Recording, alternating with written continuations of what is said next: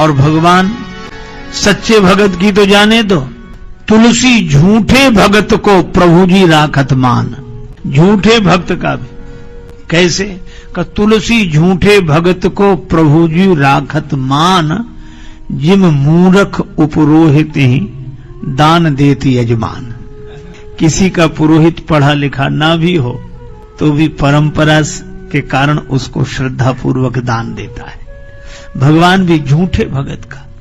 अजामिल ने, उसका नाम ही अजामिल, अजा माने माया, जो माया से मिल गया हो, नारायण नारायण नारायण की आवाज लगाई।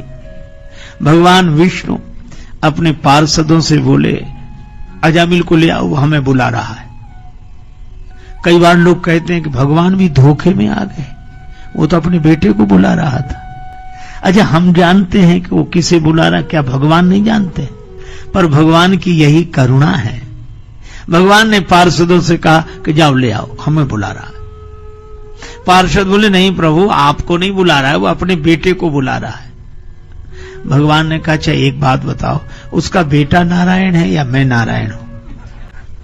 कहा नारायण तो आप ही हैं। भगवान ने कहा तो हमको ही बुला रहा है। नहीं नहीं प्रभु, उसके बेटे का नाम भी नारायण है। अच्छा, उसके बेटे का नाम कब से हुआ नारायण? बोले यही कोई 10 साल से। भगवान ने कहा हमारा नाम नारायण कब से है? कहा अनादिकाल से। कहा उसका बेटा कब तक रहेगा?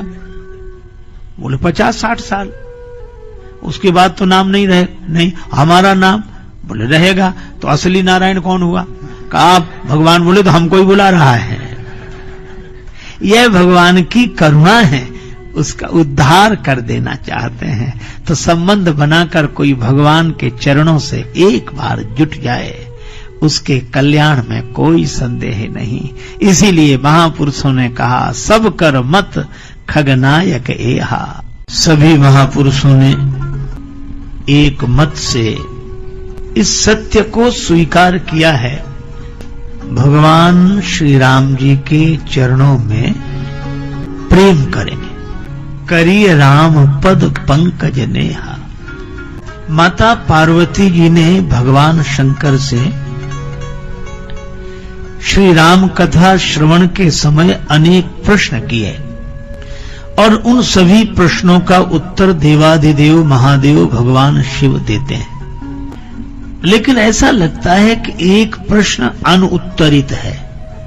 पार्वती माता ने पूछा बहोरी कहाऊ करुणा यतन कीन जो अचरज राम प्रजा सहित रघुवंश मणि किम गवने निज धाम।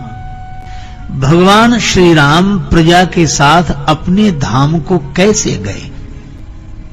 भगवान शंकर ने इस प्रश्न का उत्तर दिया नहीं और अधिक आश्चर्य इस बात का कि श्री पार्वती माता ने फिर पूछा नहीं तो कह सकती थी कि महाराज मेरा यह प्रश्न रह गया।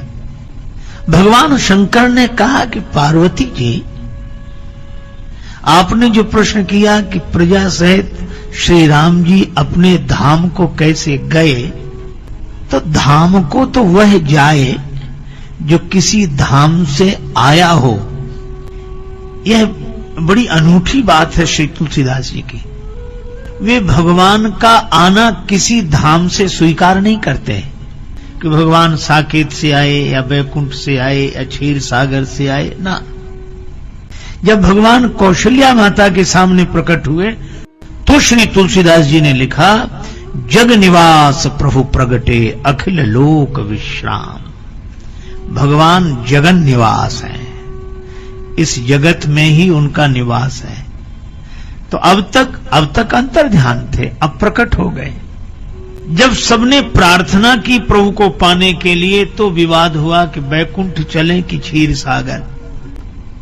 उस समय भी भगवान शंकर ने यही कहा हरि व्यापक सर्वत्र समाना। वे समान रूप से सर्वत्र व्याप्त हैं, इसलिए यही प्रार्थना की जाए। प्रेम ते प्रगट हो ही मैं जाना। वहां भी किसी धाम का उल्लेख नहीं है। भगवान शंकर भी यही कहते हैं कि पार्वती जी अपने धाम को जाए तो वे जो किसी धाम से आए हों। भगवान किसी धाम से आए नहीं हैं, आए तो वो जो यहां ना हो तो कहीं से आए, वे तो यही हैं और यही है, इसलिए सब कहीं है, सब जगह है। हरि व्यापक सर्वत्र समाना, समान रूप से सर्वत्र व्याप्त है। इसीलिए पार्वती जी ने भी कहा कि महाराज भूल से हमने प्रश्न कर दिया था, अब मैं अपना प्रश्न वापस लेती हूं। तुम कृपालु सब संशय हरे हो, राम स्वरूप समुझ मोहि परे हो। मुझे राम जी का स्वरूप समझ में आ गया।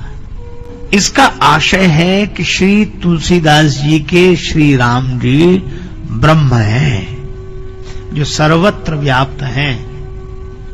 और यही कारण है कि श्री तुलसीदास जी स्तुति भी करते हैं तो यही, यन माया वशवर्ति विश्वमखिलम ब्रह्मादि देवासुरा यत् सत्वाद मृसैव भाति सकलम रज्जौ यथा हेर भ्रमः। यह जो ब्रह्म निरूपण वेदांत के द्वारा किया गया, वही श्री राम जी का निरूपण श्री तुलसीदास जी करते हैं।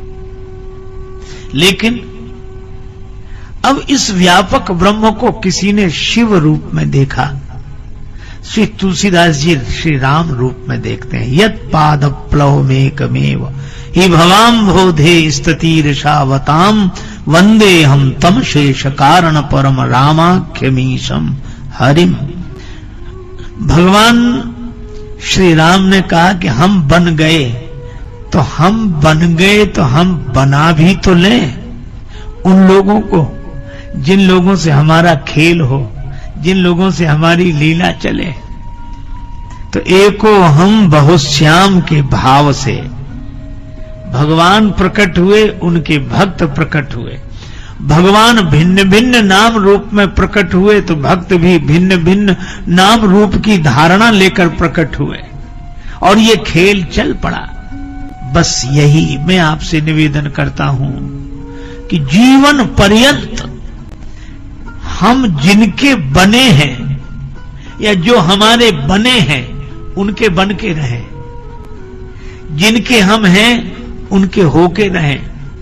लेकिन एक गंभीर बात है, रामचरितमानस इस सत्य को स्वीकार करता है कि भगवत भक्तिमय जीवन हो, भगवान के स्मरण में जीवन हो, भगवान के प्रेम में जीवन हो। किंतु जब अंतिम क्षण विदाई का क्षण आवे तो भगवान से आज्ञा लेकर नेति नेति करके स्वस्वरूप में स्थित होकर मुक्त हो जाएं, यही रामचरितमानस का संदेश है। अच्छा, भगवान ने ऐसा किया भी है। श्री दशरथ जी राम जी को देखकर आनंदित होते हैं। रावण वध के बाद आए, भगवान श्री राम लक्ष्मण जी के संग पिताजी की वंदना करते हैं, पिताजी आशीर्वाद देते हैं। राम जी कहते हैं आपके पुण्य से रावण पर विजय प्राप्त की है। तनय बिलो की नयन जल छाए, प्रेम से भर गए हैं। भगवान ने उस प्रेम का आस्वादन लिया, लेकिन अब वियोग का क्षण है। तब भगवान ने कहा कि अब तक तो इस लीला का आनंद लिया, लेकिन अब इस विरह के क्षण में प्रेम लेकर नहीं, प्रेम लेकर संसार में रहें और संसार से विदा होते समय ज्ञान के आधार पर मुक्त हो जाएं। भगवान श्री राम उस समय ज्ञान देते हैं। रघुपति प्रथम प्रेम अनुमाना, और उसके बाद चितय पितहि दीन्हु दृढ़ ज्ञाना। और जब राम जी ने ज्ञान दिया तो जब दशरथ जी आए थे तो राम जी ने प्रणाम किया था, और ज्ञान पाने के बाद जब श्री दशरथ जी जाने लगे तो बार बार करी प्रभु ही प्रणामा, दशरथ हरस गए सुरधामा। ज्ञान। जय श्री राम।